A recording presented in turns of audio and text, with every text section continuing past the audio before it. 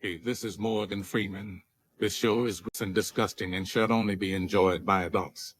Sick, perverted adults. Listener discretion is advised.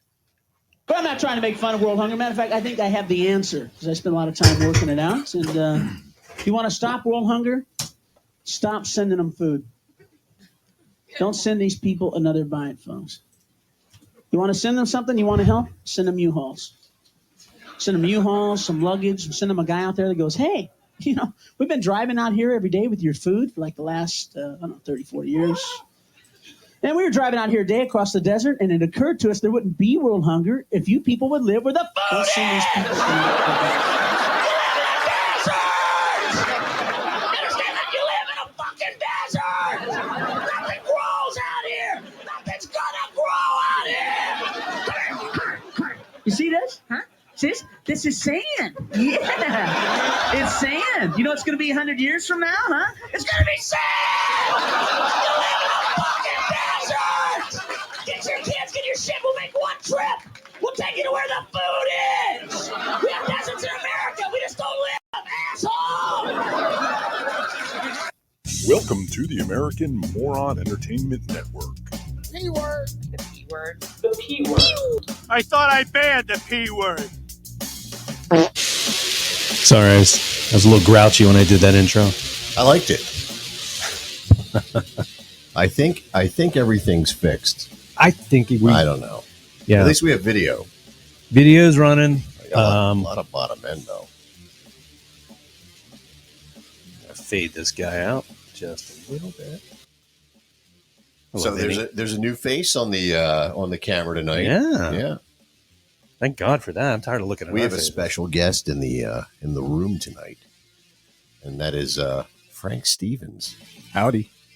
Frank is welcome. Well, there's a lot. We're gonna tell the whole story. I'll just tell him I'm killing that guy. Vinny's online. Vinny, yes. Thank you for that interesting news, Vinny. When you get a chance, shoot a date to. I don't know if you have Russ and Terry's information, but okay, I'm doing outside work on the inside. So anyway, here we are. You are tuned to the American Moron Entertainment Network. That's what our fans call us. Yes, they love us. Not. Oh, they do. They're just conflicted. They're already. They don't understand their love. Out. Yeah.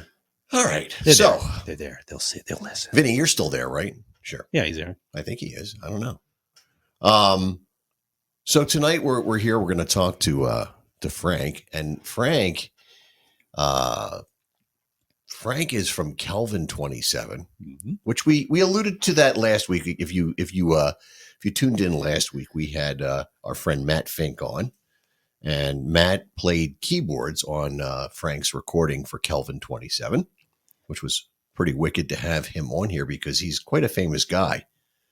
And so that was really nice, and we really thank you for that, having given us that blessing. Yeah, that was awesome. It was, quite frankly, you've got big shoes to fill. It was the best interview that we've ever had on the show, and he had fun too. I was really proud of that. He was laughing. He did get back to me. I sent him a note and said, thank you so much.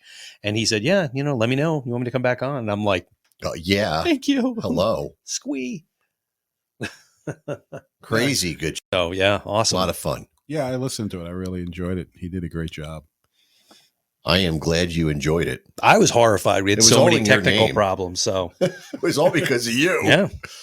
So here we are again, and we are going to discuss some upcoming events that are pending, if you will, or however you. What do you want to say about that, Jim? Up and coming, the movie. Is that the right way? Sure. I thought that was a porn. It was, but that's about our style. Okay. So we're going to be sitting here talking about Russ Festival, which is coming up on September 24th at about 3 p.m. That's when I think the doors open up, and then the festivities go underway about 5, I think, right? First band should be on about 4. Oh, 4. Even better. Wow. Oh, that's right. Empire Diaries. That's so if I read the thing in front of me instead of trying to go if you zoom in on it, maybe I can't. No, it's I'd have to open it in another program. Oh, you don't have a mouse. It doesn't Zoom. Oh, There's no Zoom. No, I have tons of Zoom. I can't Zoom on Facebook. Okay. Yeah. So we've got Empire Diaries at 4:00, Instinct at 5:00.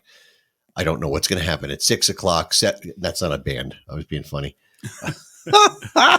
Monte Carlo at 7 and Rat Rod at 8. These times are subject to change because there's going to be probably a little reorganization because Kelvin 27, Frank's band, is not going to be able to make the show, which is sad because a lot of this was done in his honor, Russ Minthorn, or DJ Russ as people know. And by the way, Jackie Bam Bam will be at this show. For those of you that don't know, that's kind of cool. It's not kind of cool. It is cool. And if you don't know him, cool. you're not cool. Yeah. Did I tell my Jackie Bam Bam story on air? How I auditioned for his band back in the day? Scarlet Fever, I think it was called. I don't think on the air. Red no. Scarlet or some Scarlet. Scarlet Letter. I auditioned for his band, and there was a whole thing, and I ultimately didn't take the position. It wasn't what I was looking for at the time, but I gotta talk to him about that. That was really funny. The next time I ran into him was at John's Boardwalk and Grill. He was running the back room where they had the hard rock band music playing, and this is during the 90s when nobody really cared about our music. Everybody's very sad. And I saw him a couple times down at Cheerleaders because he did work there as well. For those of you that know, you know. Work. No, he didn't. No, he didn't work that way. He was a DJ. I didn't say anything. Coming up next, we've got Athena, and she's bringing her globes, and you're gonna love them. That was the kind of thing he would. But he didn't do it like that. That's not the way Jackie's got a whole different. I thought that was Miss Magellan's shtick. Oh, it was. Okay. Yeah, we'll have to. Sorry, that's only Maybe there we once. Get her to come on the show sometime. I think she's retired. Oh, I think she works isn't the adult. she the russet potato girl? No, she works the adult gift store over near Specs in Collegeville. That's near a russet potato place, right? Not that I know it's of. a fried chicken place. Yeah, Specs. Yeah, Specs. Roasted chicken. Everybody talks about that place. I've never had their chicken. I was there once when I was a kid. It was the best chicken I ever ate. I haven't been there since. And yet we don't go. I don't know. I think I'm afraid to go there. Is it because of the porn place next door? Kind of. Last time I was there, I walked in and there was like a. We're ruining their business right now. There was no. It's a very nice store. They're very well stocked. But when I walked in, the chicken place, yeah, not the porn place. No, when I walked into the porn they're place, probably well stocked as well. Yeah, this porn place is great. Yeah. I walked in and there was it looked like a high school girl on the floor. She was kneeling on the floor and she got up onto her knees and she goes, "Can I help you?" I'm like, I should just leave. Sounds like when I worked at West Coast Video and when I went in the back room. Oh God, no, that's the worst. Yeah. I didn't think the trench coat thing was a real thing. No, it was there. That's terrifying. That room was always dirty and disgusting. I love stocking the shelves though. I was 15 when I started there, 14. They let you back there? Yeah. That's weird. They were stupid. So you ready for this? Sure. All right. You can pass. Take one down, pass it around. Frank's being so quiet. I don't know what's happening. He's trying to figure out what the hell we're babbling about.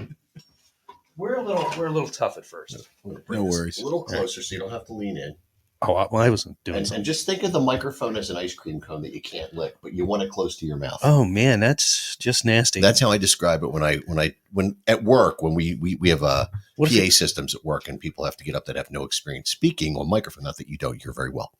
But I have to explain to them how to handle a microphone. What if you're lactose intolerant? The guys get all weirded out. And I'm like, it's. Well, I told you why I wasn't real close to the one the other night. Yes, I got better, but I moved. Yeah, there was a it. problem there. So I was like, let me just deal with this. We won't talk about where that was. Don't give me any nobody crap. Needs to know that. So anyway, since it's Halloween Eve. Yeah. For the next 2 months. And by the way, if you are into cheap decorations, I got 2 new flying guys from Five Below. They're $5 each. Okay. They're really scary looking and really cool. Oh. The Halloween store is open. Spirit Halloween's open. I was there. So in the spirit of this, I got some pumpkin ale. It's called Rosemary's Baby. I like the artwork from Two Roads Brewing Company. Very nice. Nice metal decoration. I'm a little nervous because I'm not. You had my pumpkin ale. I'm thinking this is going to be like normal pumpkin ale they have now, where it's a little sweet. Yeah, but look what it says. Aged in rum barrels with vanilla beans. Yeah, Bree saw this. I saw it. I'm like, and she saw rum, and I saw rum. she beat me to everything, but I eventually caught up, and I'm like, all right, so let me open this first to make sure nothing crazy is going to happen. That's what my wife said. When? It's a ball can. Ball can. There you go. You can open it. It's not going to blow up. All right. We've had that happen. Yes, I've gone home with very soggy genitalia. I know her. Actually, by the end of the show, it was sticky. I didn't like that. Oh my God, that's like the color of mine, isn't it? It's got a pumpkin smell. I mean, literally, usually that's the same color as the stuff I made. Well, maybe like they dark followed red. the same recipe. Smells This is from good, too. Two Roads Brewing. It's called Rosemary's Baby. Oh my God, this is good. 6.9. It's really good. Let's see. This is not sweet. It's just a little. This is like the shit I made. It is a lot like, dude. Yeah, They stole my idea, it's got a nice smooth aftertaste, if you will. and it has the same kind of head. There's not a whole lot of head to it, Well, I wouldn't know. I'm still in the can. but We'll I'm trust looking your at- word I'm about the looking at- head, same- dude. Let me move my hand around. It's Yeah, about no, the same that's- thing. That's nice. It's very similar to what I made. What is it? It a little is pumpkin pie factor to it. Yeah, well, yeah, it's got that. I wanted to ask about that too. What is the problem with pumpkin spice at this time of year? If you don't like it, then I think it's because there's still 90-degrry weather and it feels like summer, even though there's leaves dropping this year. But I mean, very people get early. That's crazy about weird, it. I mean, isn't it's like I'm not putting a gun to your head and saying Trump or Biden. just- I'm just saying He's shut up. stepping right over me. I'm busy. I'm doing a couple of things. Do you think it's not weird that there's leaves falling this early in the season Well, the days are still getting shorter, so less light. and the nights get longer? Exactly. Photosynthesis, lack thereof. Yeah. Well, I think I feel like this year the leaves started falling earlier. because had I a lot think of the leaves trees already. do it based on light, not temperature. Oh, okay. I don't know. I haven't talked to a tree in a long time. Bob, we're talking about beer, if you want to know the truth. No, he asked that when we were talking about specs. Oh, sorry. Specs is a chicken place. Anyway. Oh, I like that. That is really good. So, yeah, this is good stuff. It's a little sweeter, a little more spice than mine. A little more cloves. I'm not a big cloves fan. Alcohol by volume is 6.8%. Yep. Yes. Yeah, I threw that in the chat for anybody looking up. I didn't want to talk over you again. But it didn't come up in my chat. It's on mine. Right there. What 6 the hell? Your chat is inferior. Oh, I thought that was him speaking. That's you speaking. No, I'm the guy in the armor. I can't see that. Oh, my No, God. that's Chris Bohr. Yeah. He asked ABV, and I put it just Yeah. above that because he'd asked it for. I don't know. I don't see you. Yeah, it's weird because Something's going wrong. 6.8 is actually high for most of the stuff that's in the stores anymore. I swear to God, it's like 4%, 5%. I'm like, what's this army beer? Jesus. Could you explain? Army beer? Yeah, go ahead. It's very low in alcohol, so they can give it to the troops and they don't get wasted. Oh. I can sort of shoot straight. We're at war with France, right? No. Yes, we are. Turkey accidentally declared war on Russia in a lost translation today. Oh, neat. Yeah, it was Putin was meeting with I forget the guy from Turkey's name. Erdogan? No, I don't know. I got it all wrong. It doesn't fucking matter. Anyway, there was a problem. Everything's fine. Nobody heard it except the people that heard the translation. But they said it was almost a declaration of war. Anyway, Oh, well, that would have been fun. we digress once again into the abyss of That's the problem with the stupidity. Balkans. There's always starting wars. Yeah. It's a Freudian slip, probably. Yes. Yeah, he meant to insult his mother. Who? I don't know. Somebody. I don't know who these people are. Well, Frank, Yes. tell us a few things about. Well, tell us about Kelvin 27 and how that whole idea came to be, and what you don't have to get into the science fiction of it, but the synthesis of the band. How did this all come together? What was the basis of this? Well, it all started. Well, the foundation was laid years ago when Reggie Wu from Heaven's Edge, American Pie, struck up a very close friendship. We did a gig together. His band American Pie opened for PM and the New Breed band. I was had playing no bass idea for. back in the day he was in American Pie. Did you know that? No idea. Yeah. I didn't. They used to play on the third floor, I think it was, with the balcony at the Troc at some point, I think it was. Or is that American Sugar Bitch? Yeah, I don't recall American Pie playing up there. They might have, but I don't remember. It was probably that. American Sugar Bitch.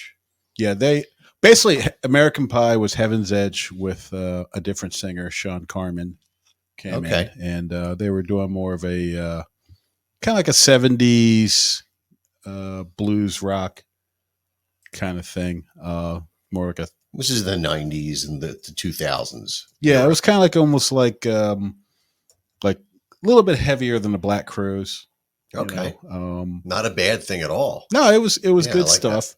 But unfortunately, at the time, I mean, everybody wanted to hear Nirvana and Alice in Chains and all that stuff. So they, I don't think they were received as well as they should have been, because the same people that were wearing the spandex and hairspray decided that they wanted to go flannel. See, now that wasn't my experience. Just to sidetrack there a little bit. Most of the guys I know that were hairspray and spandex Still are. just wanted to stay that way. I didn't know a lot of guys who went and joined those kind of bands, the flannel bands. In fact, for me, that was it. I stopped playing in a band for almost 14 years because of that nonsense. Yeah. Well, I was lucky because, PM and the New Breed, we were just like an urban West Philly funk alternative rock band, like real heavy, like Parliament Funkadelic and You should have Prince. sent me some of that stuff. Yeah, it was really good stuff. Actually, the song that we do in Kelvin 27, King of Fools, was actually co-written with Paul Eaton, a band leader from PM and the New Breed. But good thing was that they were really well entrenched in South Street already. And King of Fools right yep, here. that's it. Oh, you can talk over it. Yeah, so this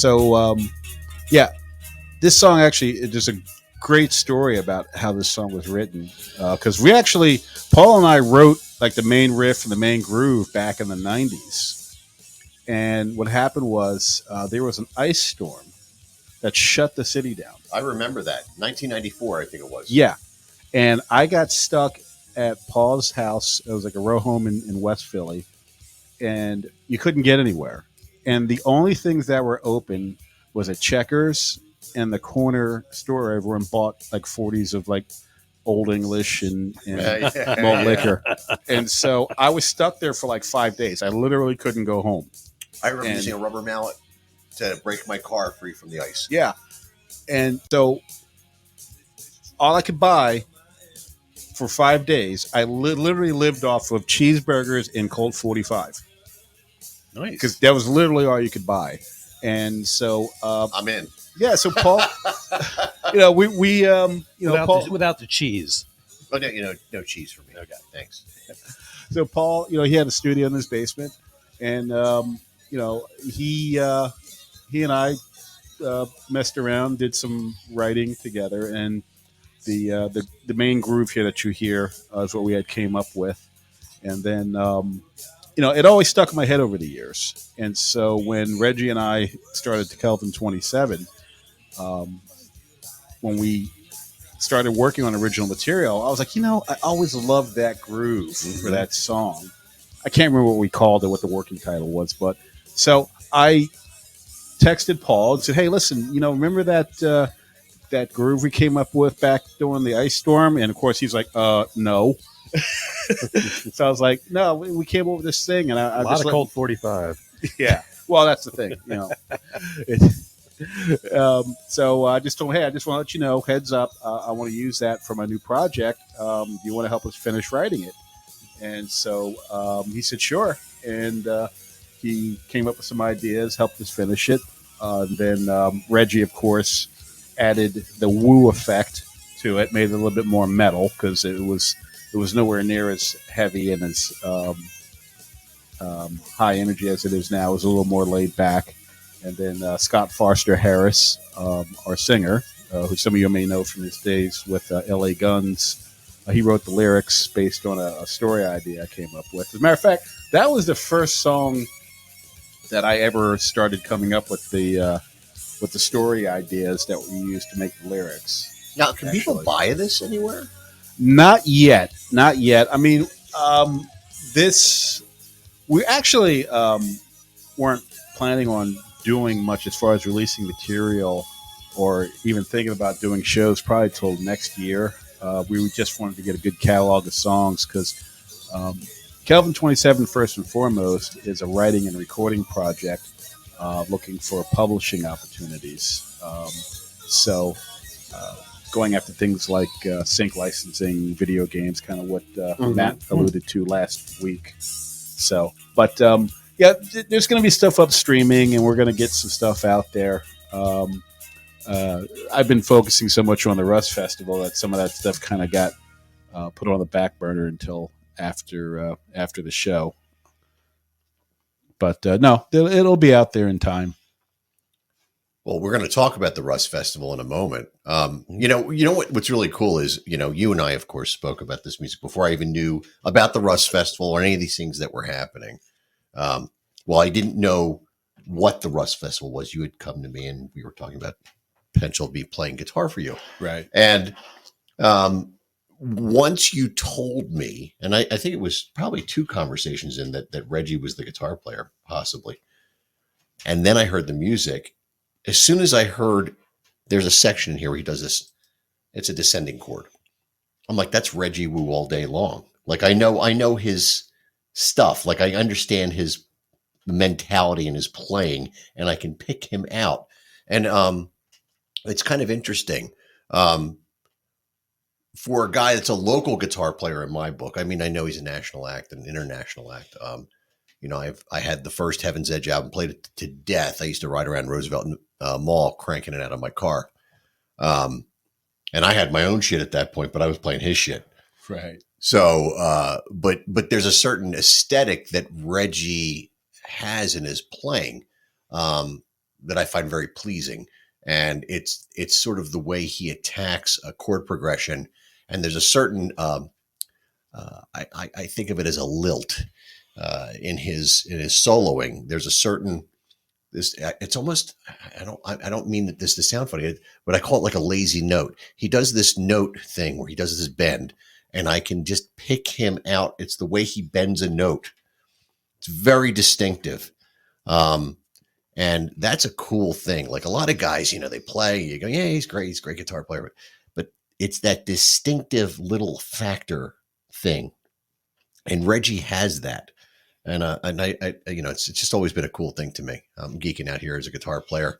But it made a lot of sense to me once you told me that. It all fell in place. But I always digress, but that's what I do. Yeah, well, this song, especially as far as Reggie's unique style, because this was the only song that we did that where the guitar parts were pretty much written, but there was like, okay, Reggie, here's the song, but we don't expect you to play it like Paul, Yeah. So take what Paul did and make it what Reggie did, and so Reggie added, changed the chord voicings a little bit, some things, just made it a little bit more aggressive. So I would love to hear the original version. So I imagine that the original rhythm, that part was probably a little more funk in the original version. Yeah, it was definitely more West Philly. I'd put it to you that way. It was definitely it wasn't as bright. It was a lot, I'd say, like murkier. It was a little darker. Maybe you could send me that sometime. Well, I'd have to find it first. I mean, we're talking like 30 years ago. So I had a cassette tape somewhere. It's been lost at time. Paul might still have cassette players. Well, I would have to find the cassette. Well, it's next to the floppy disks. Yeah. No, it's literally in the next room. Yeah. But yeah, it's near my ColecoVision, I think. But I wouldn't be surprised if Paul has it. Yeah. Because Paul's way more organized than me, so, but, next time, I'll have to shoot him a text and ask him. Maybe he does have it. That'd be cool, man. I just for curiosity's sake, it's always interesting to me, and it's more of the geek musician thing. to hear interpretations. Sometimes they're great and sometimes they're just a bag of shit. There's a lot of guys that come into bands, and especially in this day and age, the bands. There's no real. There's not a lot of bands from my era, the hair metal bands, where all the members are intact. You have these people that come in and replace people. Sebastian Bach was replaced, in Skid Row and things like that. And when you hear guitar players, it's always fun, especially if it's somebody you're kind of familiar with, a bass player, or a drummer, or whatever, and you hear what they do with a song. It's always fun to hear their interpretation of the note placement and stuff like that. And it's just something that I find fascinating as a musician. Yeah, well, you look at bands like Black Sabbath or Van Halen, where they had, a very iconic singer that got replaced, and with Sabbath especially. I mean, there are a lot of people that will say to the end of time that Sabbath was far better with Ronnie Dio than they were with Ozzy. So musically speaking, I would agree with that in terms of musicianship and level ability playing. They raised the bar when they went to the Dio years, but I don't know if that was just because of Ronnie or it was just where Geezer and Tony were at musically at that point in their playing. There's a big difference from your 20s to your 30s. I mean, there's this sort of maturity level that happens in your playing, and you may not be as fast, or maybe you are, and your note selection changes and your staccato changes and just the way you approach it. And then physical limitations set in as you get into your 40s, and then you adapt a second time or a third time into your career. I am talking about myself too much. Well, as far as comparing the Ozzy era to the Dio era, that whole debate, to me, as far as saying which was better, it depends on which, because really there are two Ozzy I think of them eras. as two different bands. Well, really, even the Ozzy era though in the 70s was two different bands though, because if you listen to like the Black Sabbath self-titled the first half through Sabotage, 68, 69 through 75. 72, 73, 74. Yeah. That was one band, but Technical Ecstasy and Never Say Die, that's a totally different Well, band. you know who the last member of that band was? It was Carl Palmer, I believe it was. Wasn't it Carl Palmer, the keyboard player, or was that a drummer? It was the guy from Emerson, Lake and Palmer. Keith Emerson? Who was the keyboard player? Wasn't it Wakeman? Rick Wakeman, I'm sorry. Wakeman, yeah. All right, so I fucked up. You stop it with the comments. Yeah, all right? I'm so disgusted. Anyway, Jesus. But he was one of Tony's best friends, and he wanted to write with him. Right. And they did a whole different thing together, and that's what changed Sabbath so much, was that whole approach. I always remember hearing that with Technical Ecstasy, they really wanted to do another Sabbath, Bloody Sabbath. They wanted to make another album where they did not achieve that. They did not achieve it. And Tony, I've even heard him say that he thinks that's the worst album they ever did, because they got away from who they were, because they were trying to be hip. They were trying to be current. But see, Sabbath, Bloody Sabbath. But I still like Technical Ecstasy. I like that. I like Never Say Die. I like all the albums. Well, I like those albums, but I wish those albums were made by someone other than Black Sabbath. I would put it to you that way. Interesting take. I think you and I have had this conversation privately before, didn't we? I think so. Yeah, because and this is why I really do believe, although it's not my favorite Ozzy era Sabbath album, I think Sabbath, Bloody Sabbath was the best Ozzy era Sabbath album, and the reason why is they were able to get more current, more melodic, more hip, while still retaining the dark, murky doom and gloom of the core Sabbath sound, and they pulled off a great balancing act. Whereas with Technical Ecstasy, they lost the junk in the trunk, I guess you could say. They tuned back up the standard tuning, which to me for a Sabbath album should be illegal. I don't know how Tony did it, because it apparently that hurt his fingers. Yeah, I don't know why that was. That was a producer getting in the middle of that. That's what it was. Probably. I think we need to remember that. I'm going to play some Sabbath, Bloody Sabbath in the background.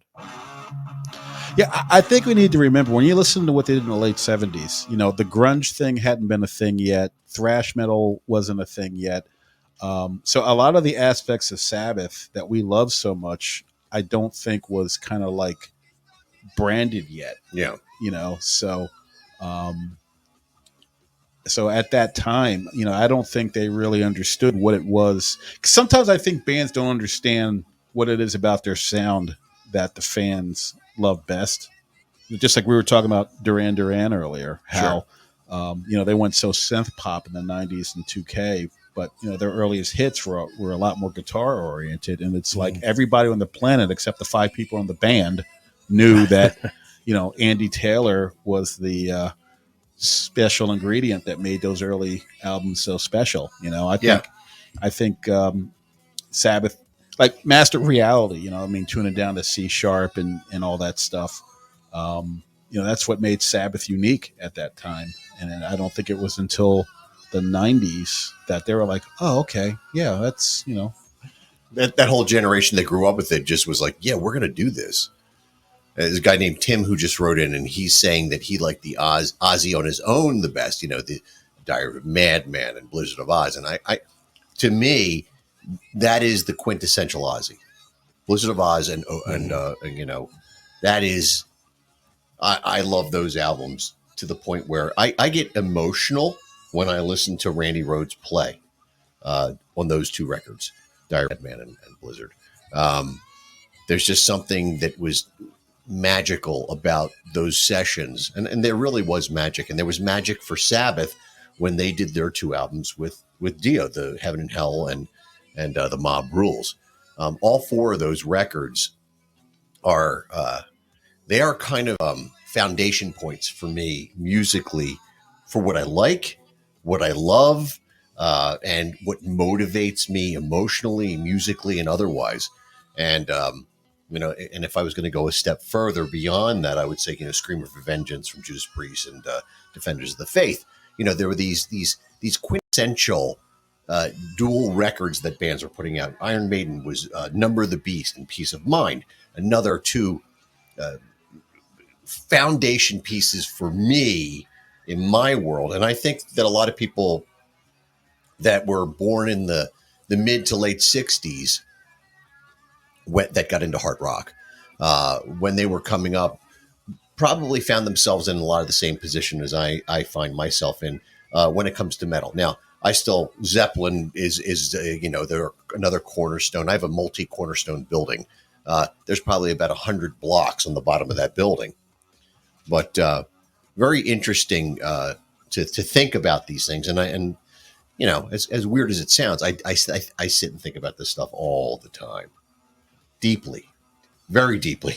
Yeah, I'm there with you. Well, for Ozzy solo, see, I have this duality though, because on one hand, the road stuff is just so epic. To me, those Diary of a Madman and Blizzard of Oz, to me, those albums are. I actually put those up there with bands like Queen and Rush. I think they're that creative. It's beyond metal, whereas, but the thing is, as much as I love Randy Rhoads as being innovative and creative and as just a composer, Jakey Lee, his playing is just precise. So addictive. His and I really believe this. I'm not just saying this. As far as hard rock guitar players, I really believe that Jakey Lee is the greatest rhythm guitar player in the history of metal. Very interesting. Like you listen to the Badlands stuff, you listen to. I love the Badlands stuff. Yeah, his chord voicings are just, that is that band. Holy Hannah. Yeah. Talk about that band. They never got their due time. No, but that band had the kind of musical creativity that a band like Zeppelin had at its foundation. Yeah. Well, don't forget, foundation is the word of the day, kids. They did score a #1 hit in Japan. Dreams in the Dark was a #1 hit in Japan. Love that song. So they had their moment on MTV with that song. I remember. Yeah. And then Kiss benefited from them. They got one of the greatest drummers of all time. Yes. Eric Singer. and he did his time with Tony in Black Sabbath, in one of the million versions of Black Sabbath that was released in the 80s. Yeah. You know, once Ozzy and Dio were done, I think there were 4 to 5 versions of a Black Sabbath out there during the 80s into the early 90s until they reunited with Dio again into Dehumanizer. And it was this myriad of music, you know, and a lot of it was great. But it at some point it was like, what the fuck, dude? Like, you need to get a core band back. Well, you know, I always, for the longest time, I unfairly resented Tony Iommi for putting out so many albums under the Black Sabbath name when the lineup basically turned into like a train station. It wasn't him. Yeah, it wasn't him. Record company. It was the record company. Because he was doing a solo album and they turned it into a Sabbath album. Exactly. Yeah. Yeah, and it's a shame. You know, I really like the Born Again album with Ian Gillan. Love that album. As much as I love the album, I wish Shouldn't have been Sabbath. It should not have been Sabbath. No. You know, and they really should have stopped after Mob Rules, and they should have just left it there. Because I mean, I think everybody knew that eventually they were going to do reunion tours. And I've even heard that even off. Did Ozzy know? Well, I think Sharon, is what you were going to do it to Tony? Well, I think they weren't on speaking terms. Well, you know, I think that's one of those things that they probably just knew there was always going to be in their back pocket they could pull out if needed. And the 90s proved to be the perfect time to do it because everybody was running for the hills, wanted nothing to do with the 80s hair metal thing. So them pivoting back. So it's like, okay, yeah, you know, we're not, you know, like Ozzy's like, no, I'm not that guy from the 80s. I'm that guy from the 70s. You know what I mean? So all of a sudden Ozzy's cool again, you know.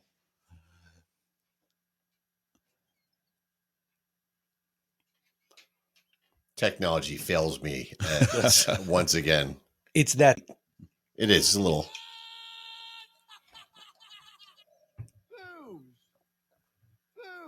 There he is.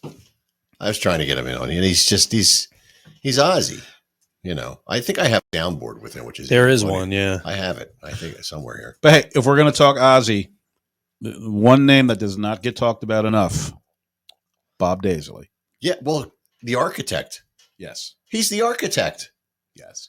You know, because if you listen to Randy Rhoads' work with Quiet Riot, you hear all the things that he eventually brought in. But what? Oh, yeah, that's about it. There it is. there you go. What Bob Daisley did is, and I have another point after this. Bob Daisley took those things and organized them in a fashion that made sense. Sort of like when they produced Van Halen, their demo tapes, they rearranged the songs and made them into something coherent. And Bob Daisley was the one that was able to take Randy and say, okay, we're going to do this section here. And then Randy just went bananas, double tracked everything, came out with these brilliant solos, and the rest was history. Right. And it's sort of like if you listen to, and no offense, Zach, because, you know, I do Death Wish coffee with you, but I work on that shit. There's a difference between Zakk Wylde and the first 2 Ozzy albums and everything else he's done in life since then. And that was because, in my interpretation, the producers came in and said, we want you to do this, this, and this here. We want you to do that there. The solos were very structured. If you listen to Zakk, there's a certain formulaic type of playing that he follows that he did not do on the first 2 Ozzy albums. You know, Miracle Man and all these really amazing songs. And that was the great thing about Sharon and Ozzy. They brought in these great producers post Randy to do these albums and help make a record that had a statement.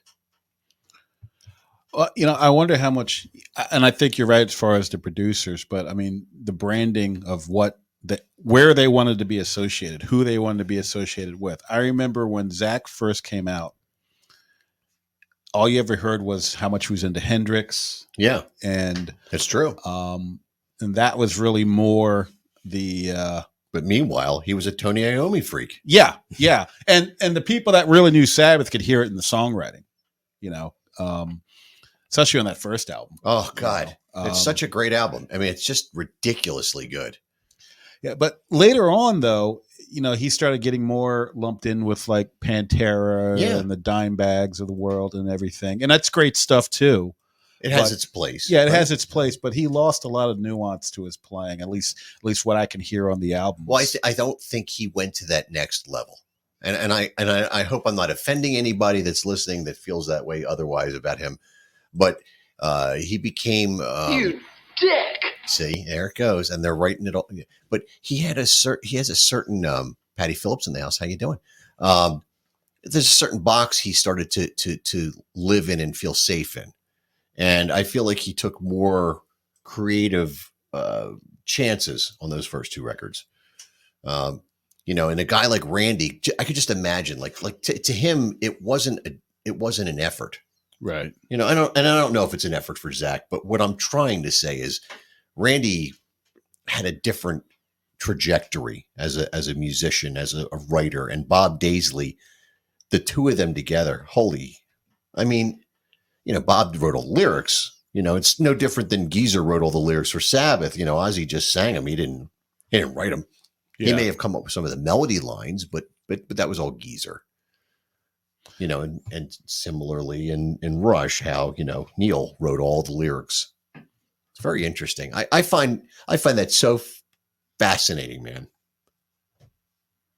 That Daisley wrote the lyrics. You mean? Yes, and that Geddy Lee wrote the lyrics, and that Geezer Butler wrote the lyrics. Like, these are the little things that go on behind the scenes, and people just think it's this, that, or the other thing. Like, everybody thinks that the lead singer is like Ronnie James Dio.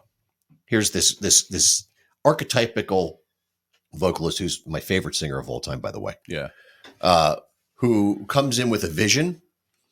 He's got the lyrics. He's a visionary. He sees the whole project through. He's almost like a producer and a singer all at one time. And that's another aspect. You know what I mean? The collaborative situations are sometimes the most fruitful. Unfortunately, what happens is somebody else rises to the top, and they may not be the strongest person in that situation. Right. And then they become the person that everybody associates with. Like, everybody associates Ozzy with his first two records, but that was a band. Right. Yeah. He was just the star, but it was a band. It was a collaborative effort through and through. God bless him for, he's fucking great. Let's hire him. Well, I will say this though about Ozzy, and where he does not get enough credit. Ozzy is one of the most brilliant melody writers I think I've ever heard. I mean, all the Sabbath hits and his solo stuff. I mean, those melodies are him. They're him. And that's honestly, I think when it comes to writing, I think writing good melodies is the hardest part of the writing process. In a lot of ways, I think in a lot of ways that separates bands that quote unquote sound local versus a band that sounds like they're ready for the big time. And that's interesting because Ozzy did that despite the fact that he's a vocalist that relies on the chord progression or the melody of the actual song in most of the cases as his bass line. So Iron Man, he follows the chord progression, whereas Dio, he's like a guitar player. He's playing a guitar solo over it. He's got his own melody in mind to counteract what's happening on the music. Well, I know that before he was a singer, Dio was a trumpet player, and I can't help but wonder how much of that had to do with his approach to singing, his push. Yeah, and Ozzy, because originally Ozzy did not start as a rock singer. I know he had spent some time, obviously, the blues. He was a really big blues head. He was actually in a soul band doing soul music at one point too, before Sabbath got together. And also, and this is one of the reasons why Sabbath was happenstance. Yeah. Well, the proto metal bands of the late 60s and early 70s, the advantage that they had was they had a multitude of influences. And also, those bands were playing a genre of music that they did not grow up listening to. No. The music they were playing hadn't been invented yet. Yeah.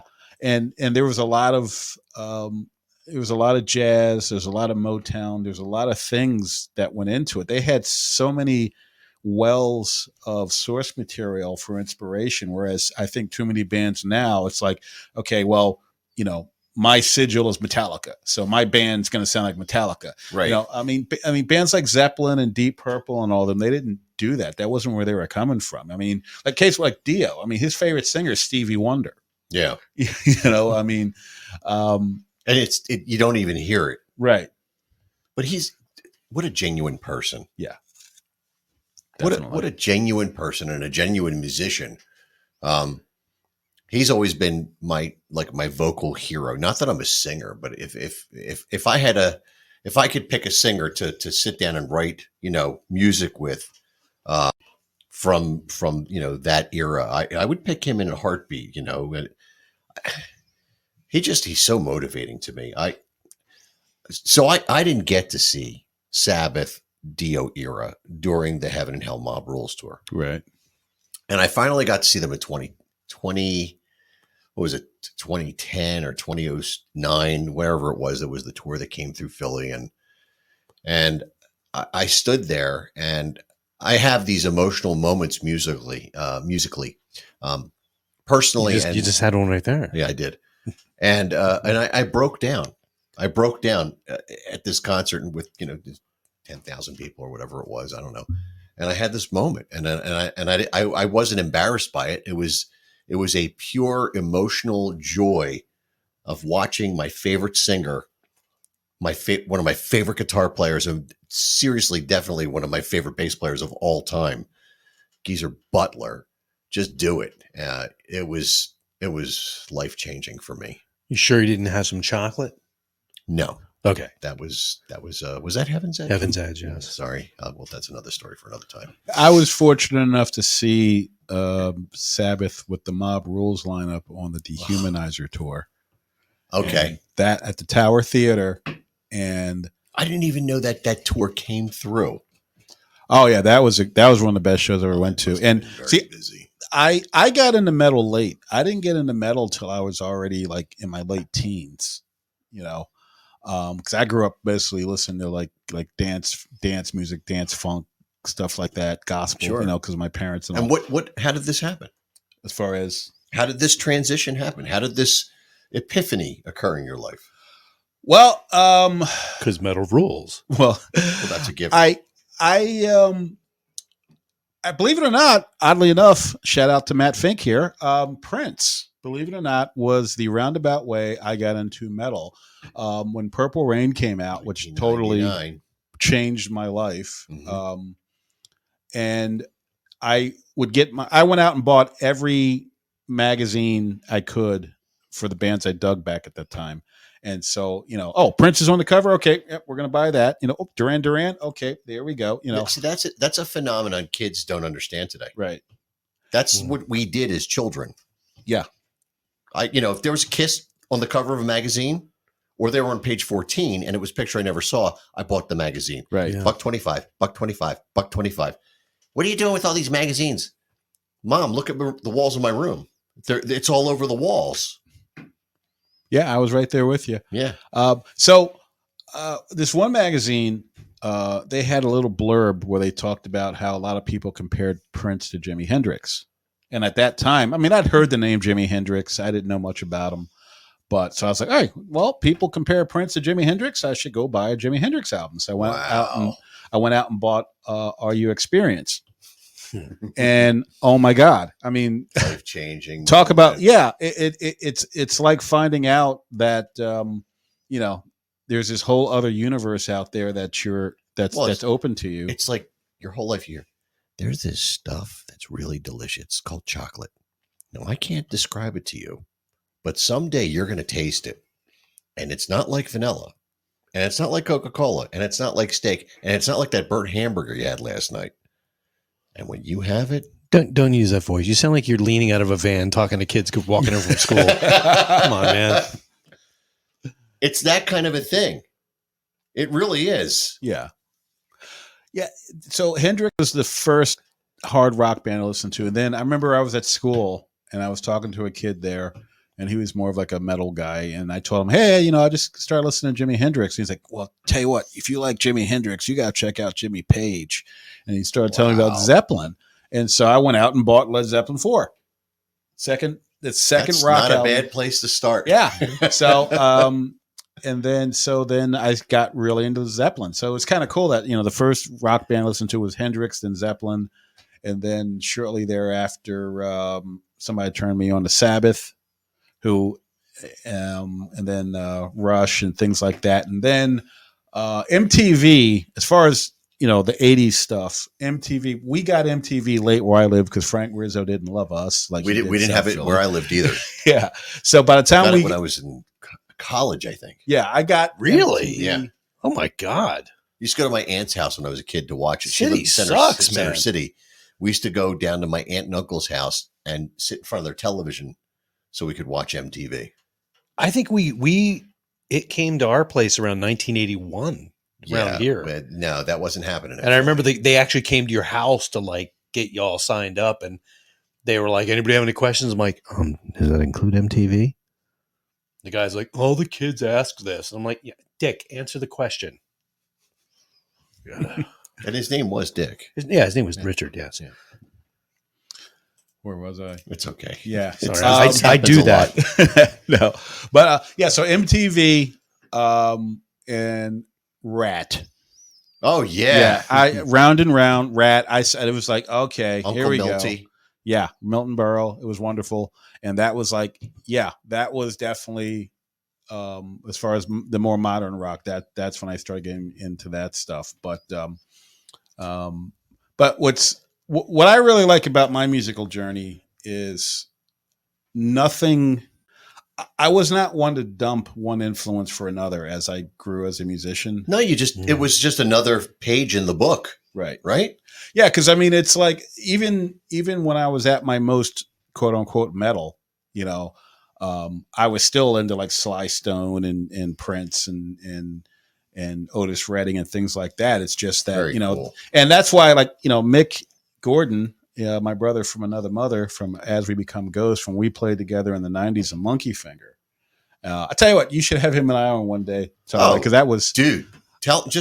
Let's set it up. We'll Yeah. get. He just needs to have a pair of headphones right. with a 1/4-inch jack, and everything's fine, right, Jim? We just need to double bus Yes. the Yeah, headphone. we have it right here. But he might have to be on an SM57 or 58. Sorry.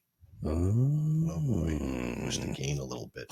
Anyway, go ahead. Yeah, because Monkey Finger, what made that band so special for me, of all the bands I've been in, was, they were really into the Seattle thing at the time. Because that was, I'm not going to say they were chasing a fad, but I mean, that was the end thing.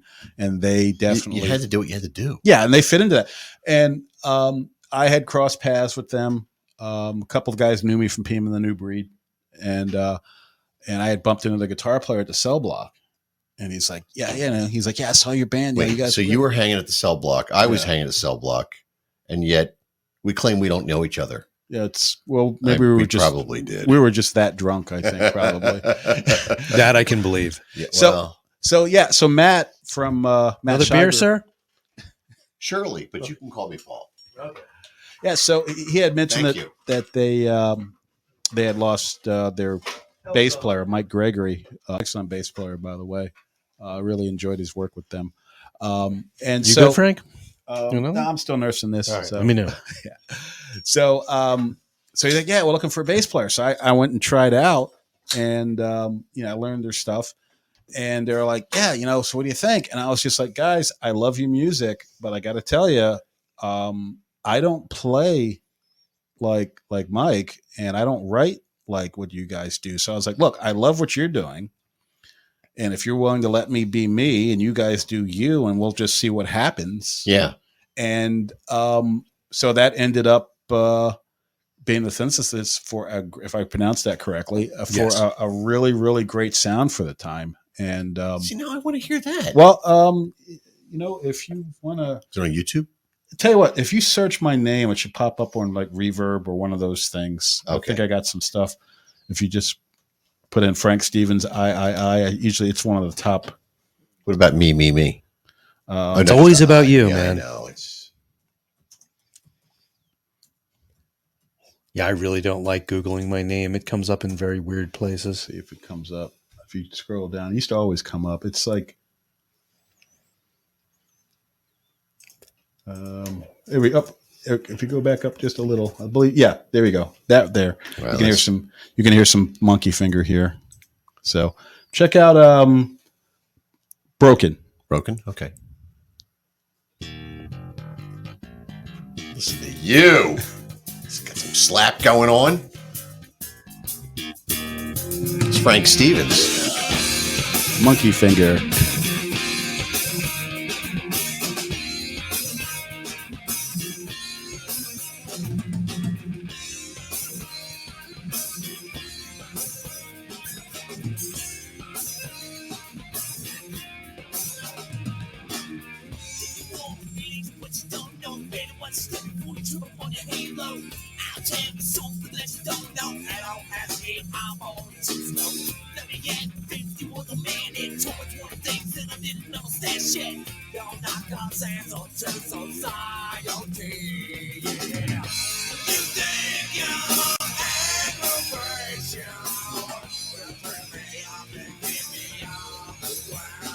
Very 90s. Oh yeah. Oh yeah.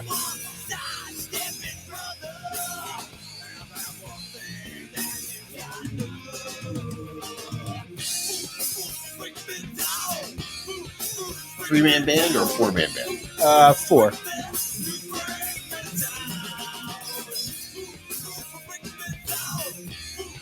I agree, Vinny. Touch. Yeah, most people said we sound like a mix between the Chili Peppers and Alice in Chains. Yeah, Which I think was pretty accurate because I mean that's pretty much I think the energy we were channeling a lot. Yeah, you brought a lot to the table here. Your rhythmic playing is what's kind of driving this generic situation, in my opinion. Yeah, well, I was very, I really wanted to stick to my roots with this band. I really wanted to, as far as like Bernard Edwards, Larry Graham, a lot of the dance funk, like walking bass lines. I really wanted to stay in that mode with this band. And what was great is with, this band left me a lot of room because we didn't have a keyboard player and we didn't have a second guitar player. So it gave me an opportunity to basically, I was the keyboard player. You know what I mean? It's like You can hear it. Yeah, I could throw in like little chords and stuff. I mean, a typical metal player would have been just do. Right. You're doing a whole thing, man.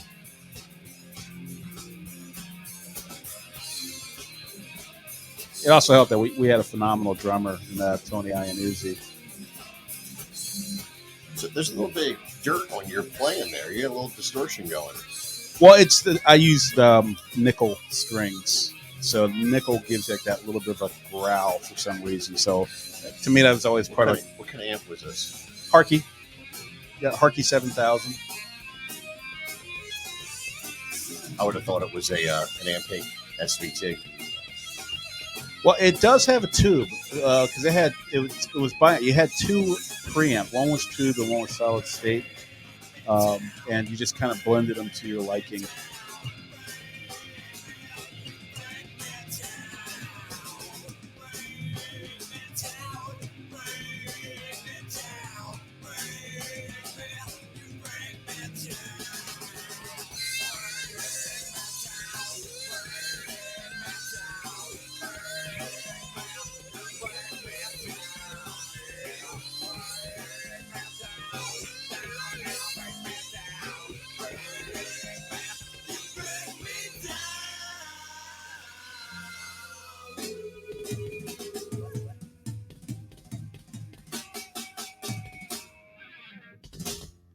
Frank Stevens Nice. on bass for Monkey Finger. I mean, it's just jumping right ahead. Well, let's save this. Let's savor it a little bit. We'll come back. Dude, oh, God, I love your bass tone. I love your rhythmic playing, dude. It's just spectacular. Oh, thank you. Thank you. You're going to laugh. There's a song called Wango Tango. Nugent, right? Yeah. And when I was a kid, it's just Still am, but he just, guy consumed me musically. Like I won't talk about what the world he's in now, but I love Ted. And the breakdown section in Wango Tango has a bass line that is very similar to that. And Ted had a lot of influence from the funk and blues of the Detroit sound and and all that. And there's that nuance there that not that I think you're influenced necessarily by Wango Tango, but there's an aesthetic style of playing that I love it, dude.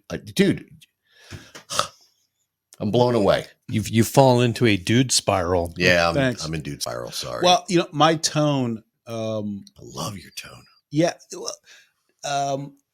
More so back then than now, but I mean, I was really there. Well, the 90s. Yeah, because I can say that I did not hear that much growl in the Kelvin 27 stuff. It's a much more subdued type of thing. It's a big bottom bass tone in there. There's a lot of space filling, right? Yeah, well, I think Kelvin 27, the music is asking me to do something different than what the music of Monkey Finger was asking me to do. For sure. And I think that's the reason why. But plus that shows, but there are guys that no matter what they do, they are them.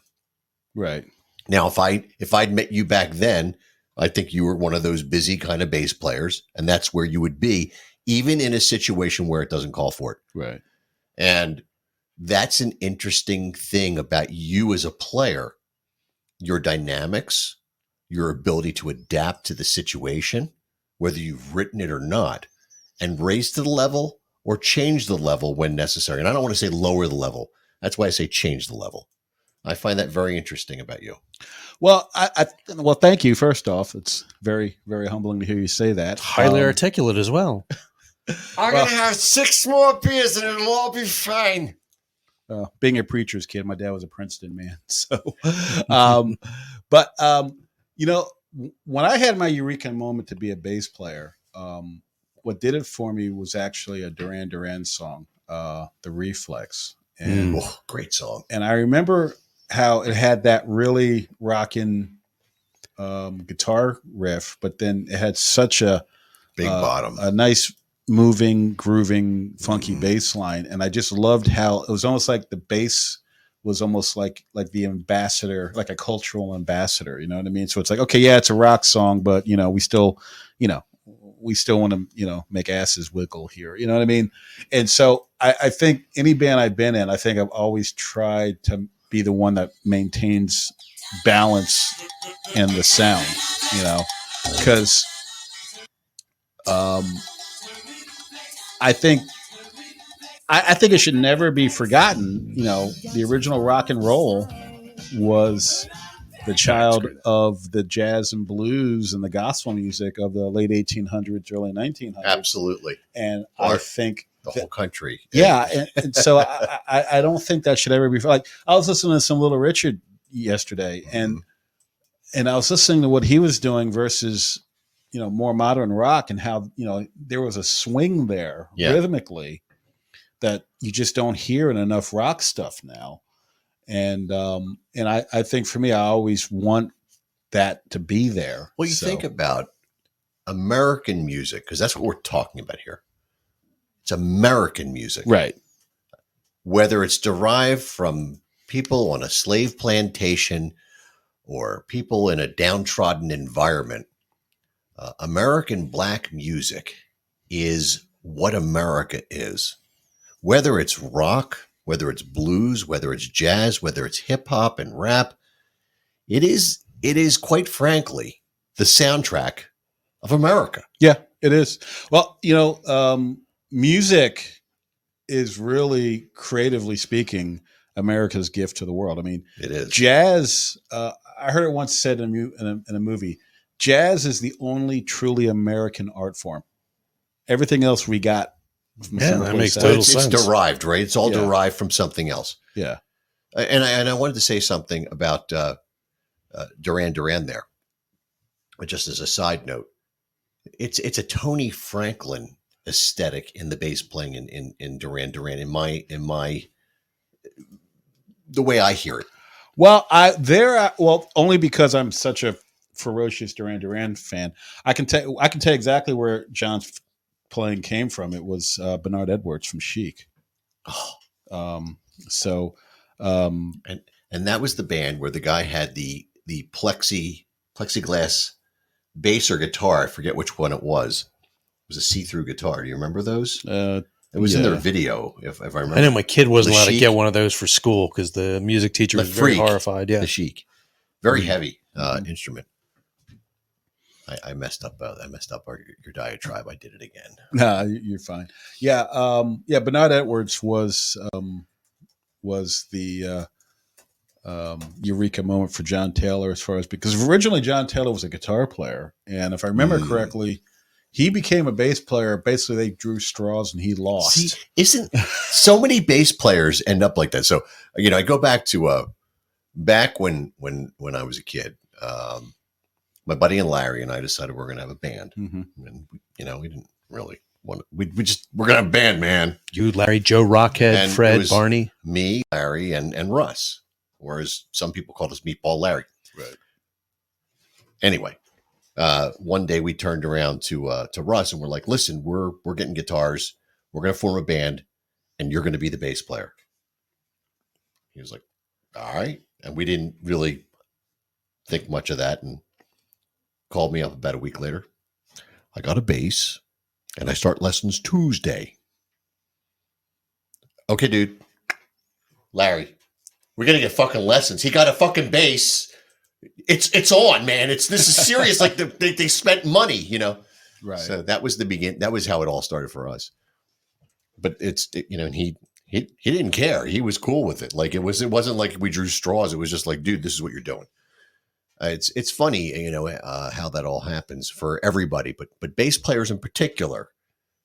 It's funny how that happens. And Geezer Butler was a guitar player, if I'm not mistaken. Well, I can proudly say that I always wanted to be well, actually, that's not totally true. Okay. Originally, I wanted to be a keyboard player and actually took piano lessons. And I regret it to this day not sticking with the piano lessons. But yeah, I originally wanted to be a keyboard player. But when I had my, moment at the Oracle of Adelphi, when I got struck by lightning and the harps and the unicorns were circling overhead, and realized, oh my God, the bass, that's it.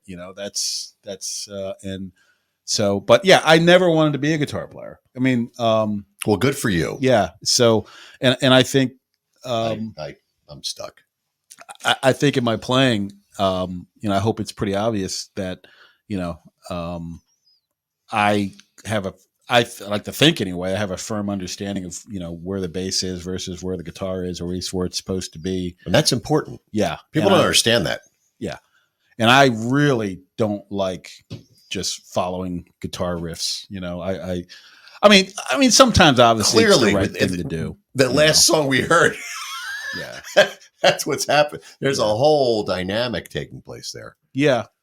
Yeah. And, working with Reggie with the Kelvin 27 stuff. I mean, with that stuff, I mean, I think we have very few songs where him and I are playing the same riffs. Yeah. I mean, maybe a spot here or there, but for the most part, it's just like, Reggie, you just do Reggie, Frank does Frank, and then Matt comes in and takes Mr. Kenny Aronoff drums. Oh, Jesus, yeah. What a shitty band. Man, just bottom of the barrel guys he got off the internet. Unbelievable. Yeah. Well, wow, man. Well, I tell you, you got to get in the habit of reaching for things that you're not supposed to be able to grab. That got me in trouble with the Joyous Sex. It was up there for a reason. Well, I tell you what, a drunken night at a strip club is, and I probably should, this is going to be very inappropriate. I'm probably going to get canceled for saying. God, No, don't fucking do that on this podcast. A drunken night at a strip club will probably teach you all you need to know about success, because every once in a while you need to reach for something that is just outside of your grasp. And it's the same for you girls as it is for boys. I don't know. You guys went to less mafia-owned strip clubs than I did. Well, Debatable. I don't know. I don't know, man. used to I've go to seen shoot. I've seen guys that look like gorillas with weird lumps right around where your heart would be. I don't want to mess with that. Once again, Jim has silenced the room. Oh, go fuck! I don't know what to say. Oh my god! Even Terry just wrote, "Oh my." Yeah, but no, I mean it's like this. I mean, you can't. You have to just you miss 100% of the shots you don't take. Yeah, and believe me, I reached out to a lot of big name people for this only because I didn't have anybody, so I figure ask everybody. and it worked. Yeah, it did. I mean, Talk about shotgun approach. yeah. I mean, I tried to. I mean, I'm just going to name people I reached out to. It didn't work out, but people I reached out like Terry Bozzio. Wow. At one time, I actually traded emails with Terry Bozzio. See, and I would have failed because I would have called her Terry Bozzio. Yeah, You're good at that. Yeah. I know. I actually had traded Pat Shoemaker. Ah, fuck you. Yeah, we actually tried to get. Well, at least I at one point. Actually, we actually did work with. Okay, the original keyboard before Matt, the big grab we tried to get. We tried to get. His name escapes me. The original keyboard player from Missing Persons. Mm. And I love that video. yeah, because I'm a huge Missing Persons. I mean, some of the That stuff that you woman. haven't heard yet.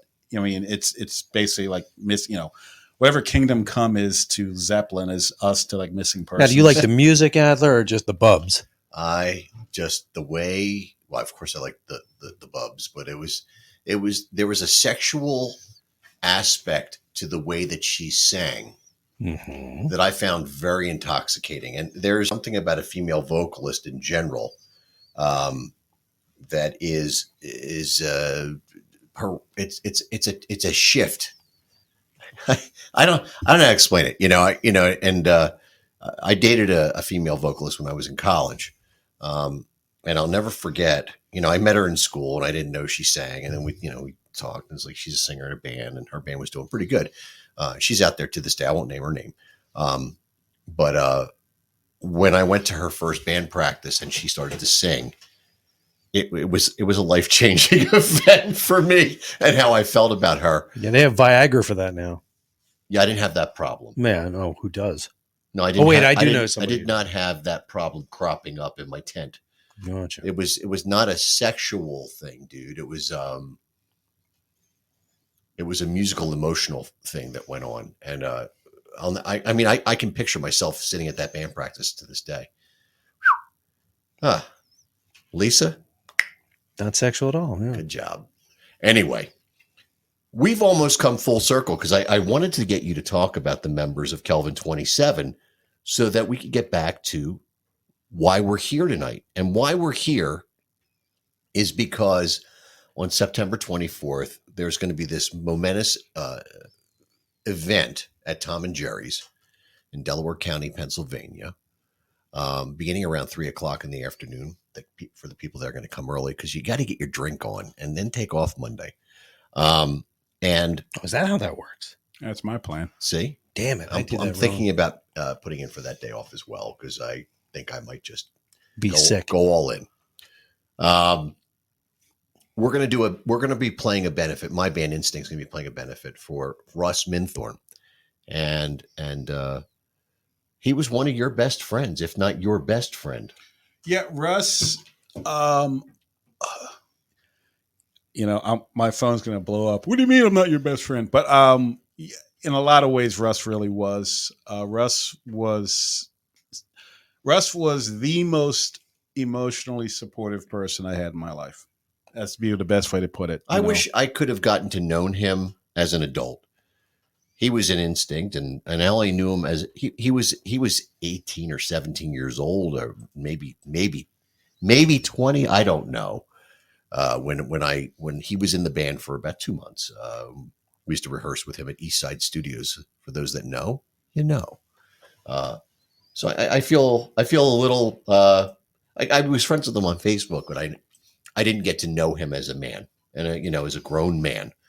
So I'm a little envious of the relationship that you had with him as a grown human being, and who he became. And apparently he was quite the person. And I mean that deeply. He's affected a lot of people that I've come in contact with when I tell them about the event. And, people are really interested in coming and to the show. And they're moved, quite frankly, about this. Yeah, well, Russ,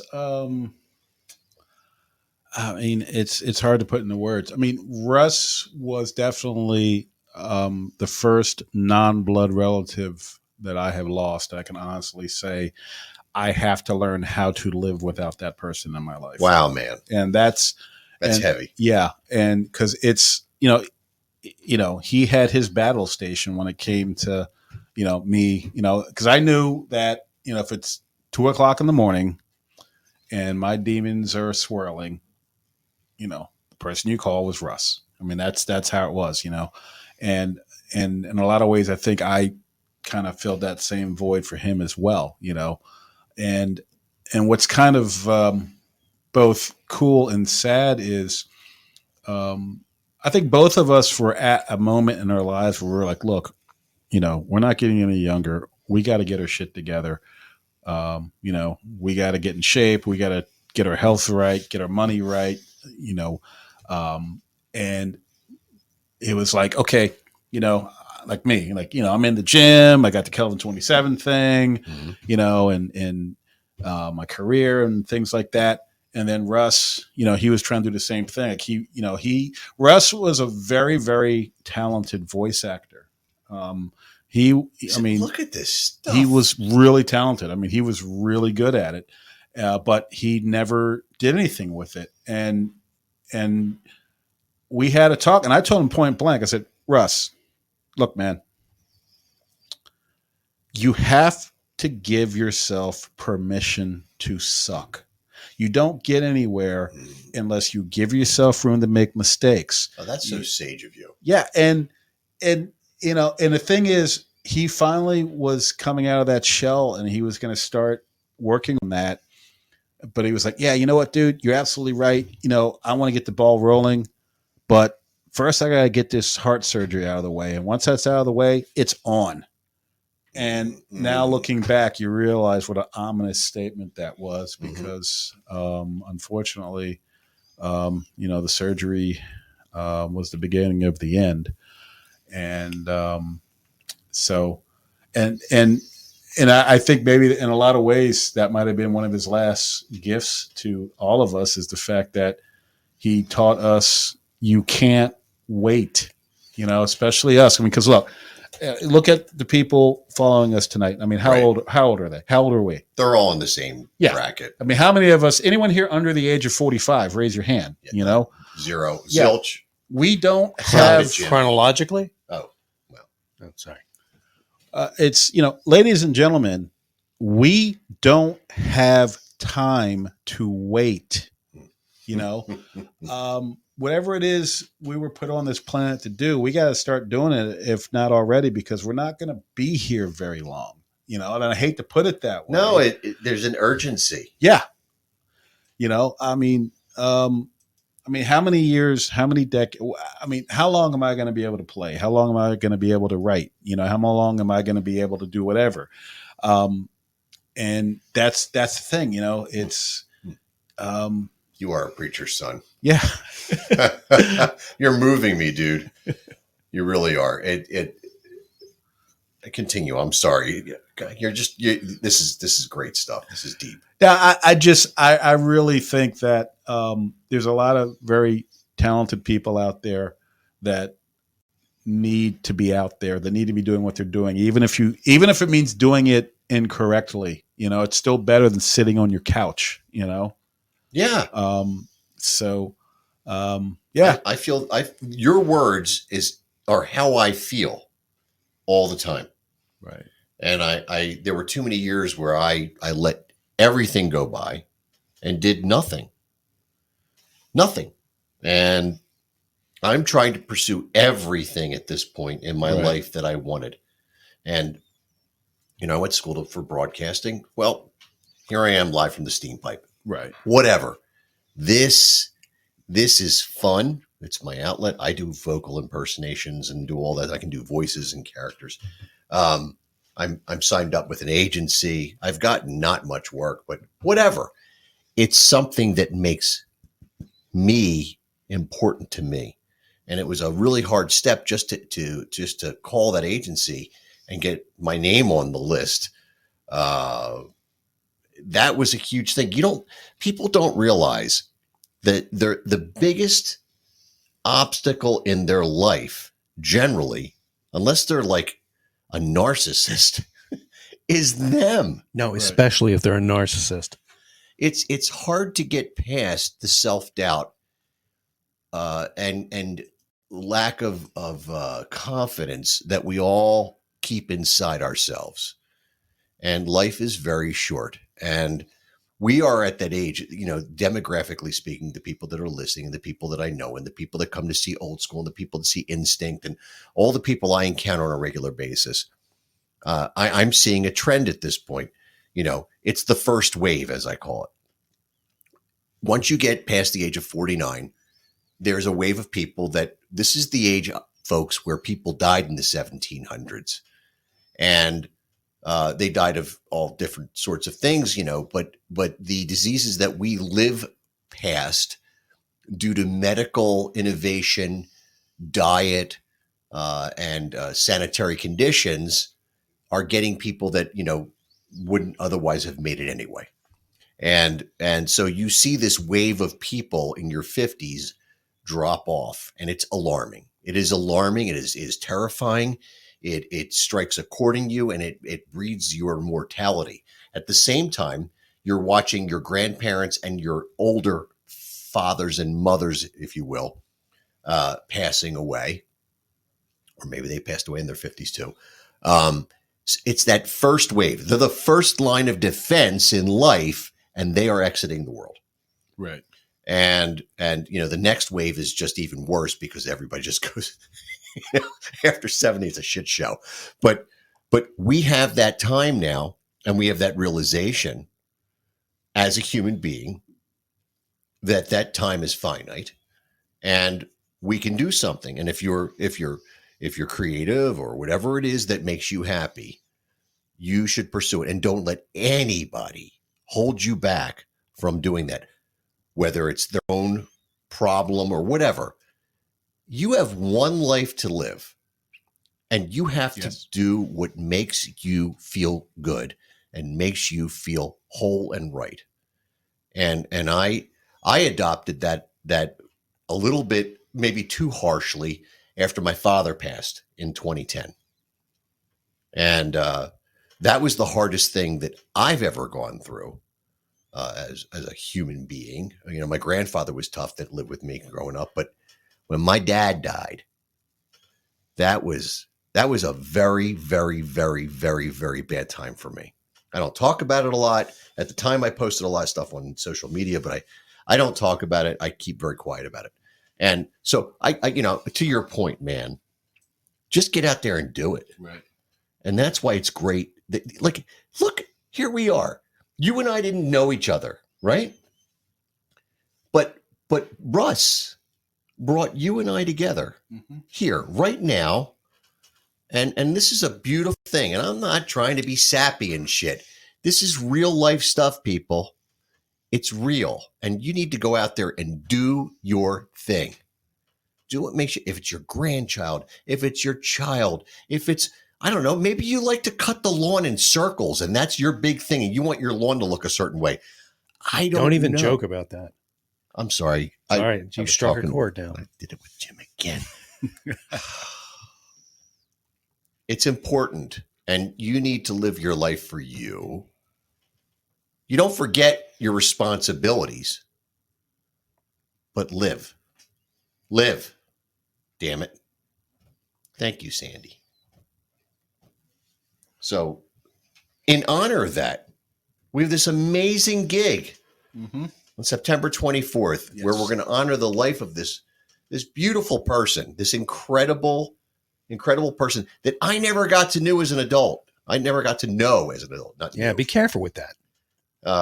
I knew him, it was bands when I was young. and I didn't get to know this incredible person, and I am honored that he was with Terry, Russ, and I for a very brief time, 2 or 3 months, and we get to take part in this because it's I feel like of all the bands that are there, ironically, we end up being the only band that had direct lineage with him in terms of playing. Yeah. Now I know that's still around. Yeah, I know some of the guys in Monte Carlo did play with Russ in previous projects, but as far as Russ actually, your band Instinct's the only band that Russ was actually a member of that's playing the Russ Festival. We're still alive. Yeah, we tried to get Prima Donnas on the bill, but I think there was some. And he was in the issues. Prima Donnas. Yes, he was the original drummer in the Prima Donnas. What the? My mind's fucking blown. It's just blown, dude. Like, I had the opportunity to see that band. It's Mikey Prima Donna and all that, and maybe I did. I don't know. I was drunk a lot. I don't know. But I feel like I saw them somewhere. I would never have known that was Russ. First of all, Russ was a skinny little, you saw the picture I sent you. Yeah. He was a skinny little twig of a guy, and he became this Hulk. That's the only way I could describe him. Yeah. He was the epitome of the guy that you thought would never get sick. Right. There was a guy on WWDB back in the day, James A. Corey. He was the health guy. He had this whole shit. I'm James A. Corey. And what you need to take is a vitamin C supplement. Oh, I remember that guy. Yeah. That guy dropped dead from a heart attack. And he was in great shape. But that's why. Life has that thing where it's like, well, you're done. You've done your thing. That's it. It's over, folks. So why don't you come down on September 24th and celebrate not just music, but that's a great thing because we're doing this in honor of this guy. Celebrate life. And that's a very Jewish thing, what I'm saying, because to life is l'chaim. But come down and celebrate this guy who he was a bright light. He influenced, he motivated a lot of people, and there's a huge movement associated with this show.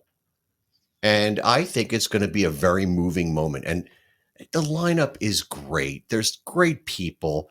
I mean, we've got Frank Stevens sitting right here. He's put a lot of time into this thing. He has put a lot of time into, quite frankly, into the P word so that we can put this out there. And exactly, you got a great bunch of bands. You got Rat Rod, Monte Carlo, Empire Diaries, and my band Instinct. Whatever. Come on down. Jackie Bam Bam's going to be there. I don't know. Maybe you want him to sign your boob. Maybe you want him to sign your bicep. I don't know. He's going to be there. I mean, when are you going to meet Jackie Bam Bam? To look from South Philly. Maybe you'll see him on New Year's Day with the Mummers. He's busy that day. Come on down. It's going to be a lot of fun. It's a good cause. This money that's raised for this goes to his family, right? Yeah. Every penny that we take in for the show is going to go to Russell's family. Yeah. He had a wife and 3 kids. So, we want to do what we can for them. First and foremost, this is about celebrating his life. But whatever we can do for the family, in addition to that, we definitely want to do. So, and that's what it's about, people. We're giving back, and look, maybe for somebody out there that's listening, I don't know who's listening. I don't know. This is going all over the internet. It's all over. They're all right here podcasting, and maybe this will motivate somebody to make a change in their life. And if one person changes their life, maybe that's important. I think it's important. I think it would certainly be important to Russ. I think he would think it was important. Yeah. And I see Terry here saying, thank you, Frank. Terry, thank you. And I hope to see you on the 24th. Oh, she'll be singing with Instinct. Oh, Well, shame on me. Better You be will there. see her. I should know that. Otherwise, I'm going to ask you to get with your bass and play the vocal line. Yeah. That'd be weird. 2 bass players. Wait, Yeah. Spinal Tap. The song Big Bottom. I'll make you a Stonehenge. Oh, dude, can you make it this big? Yeah. Or smaller. Well, the Stonehenge thing was actually based on something that actually happened. Of course it was. Yeah. Everything in that movie was. Yeah, because Black Sabbath on the Born Again tour. That's where that whole thing. Although it was the opposite. Instead of being really small, it was really huge. It was funny when you saw that stage set. I was at that show in Philly. Okay. I made a Black Sabbath sign on an old crib liner because that's all I could find. That's creepy. I found something white and I painted in black letters, black, and then Sabbath, and I put Iommi and Butler and Gillen. And who was the drummer at that point? I guess it was Bevan, wasn't it? Yeah, you're right. It wasn't Tony Appice. Mike. Any of those people. Yes. Yeah. Well, Bill Ward was on the album, but he didn't tour. I probably had Butler on there then. Yeah. Bevan. Yeah. He was in another band too, from that era of metal. Oh, he was. I'm not even going to dive into that. Yeah. So yeah, but it was fun. Mm-hmm. And then somebody took my banner and threw it to the audience, and somebody made off with it. I was a little upset about that. I wanted. They may have needed a crib liner. And it was probably some of the best font painting I had done at that point. Yeah, there were probably stains on that. I bet. No, that's gross. Yeah, well, it was in a crib. Bad things happen in cribs. Okay. All right. Well, dude, this has been spectacular. Yeah, definitely. I really appreciate you coming out here and doing the show with us. Thank you so much. Yeah, my pleasure. My pleasure. And we'll do it again. And you'll bring your buddy, and we'll add the 4th microphone. We might have to make a bigger table. We have to figure that out. Yeah, we need a better. Yeah. We need like a wide angle lens or something. Or how to reorient it on Facebook again. Yeah, it worked before. I don't. That's a weekend experiment. Mm-hmm. Early in the afternoon before the beer flows. There you go. Yeah. Oh boy, that's gonna be tough. I mow the lawn, and then I gotta come in and figure out the camera. And Oh my God! Yeah, cat box. no one suffered as much. Well, it's what it is. There's an L-shaped table. We don't have that technology. We could make 2 tables, but then we'd have to put the camera over there. And I have one of these, but there's not enough room for one of these to go the other way. No. So we'd have to get. We'll continue this. We just get a kitty table. I could sit at that. What kitty table? There's no cats in here. Okay. You said T or D? Kitty. Oh, I thought you said kitty table. Wow. That's the first time he's laughed. Third time, actually. Okay. Yeah. 3 times. Yeah. Wow. See, we're getting better. I'm a 3-time loser. Okay. Well, I don't know how to end the show. Yeah. Oh, I can find something. We can All just right. do.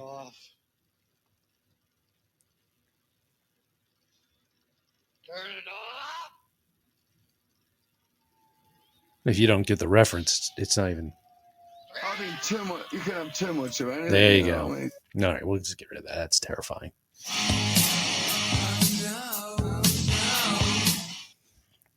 Well, with that, good night. Thanks for listening to the P Word. This was a fun show. It was emotional. It was very deep. But thank you to everybody that listened tonight, and we hope to see you at the Russ Fest on September 24th at Tom and Jerry's, starting around 3:00. Let's all get out there. Let's do this. Let's have some fun. Let's make this a worthwhile thing for the family, and let's have some fun, for fuck's sake. Jeez, I'm sorry to be such a downer tonight, but Curse so violently. Ugh. I'm sorry. My virgin ears. Perfect. Well, Jim, you have any last words? No. Okay. Well, Well, I do actually. Okay. So I have a plug to do. So please do that. tomorrow night at Cat 9 call. o'clock, the Cat Call on Monco Radio. Just Google it because I don't know the website, but moncoradio.com, and just go out. And I do know the website. Anyway, go out there and listen to her. She's very eclectic. She set up for AM radio today. So And she happens to be a relative. she absolutely is my daughter. Yeah, that's what I said. Yeah, and she'll be on tomorrow night and play some of her weird eclectic music because it's a lot of her. It's a little bit of me, a little bit of her mom, and How about some klezmer? Can she do? no klezmer. Okay. No, I told her not to do that. All right. No, it's a religious thing. It's not. It's just It's ethnically. my based. religious thing. Oh, we'll talk about that later too. Do I have to bring out my religious icons? Oh, no, you can if whatever runes you have. I'm going to plug old school.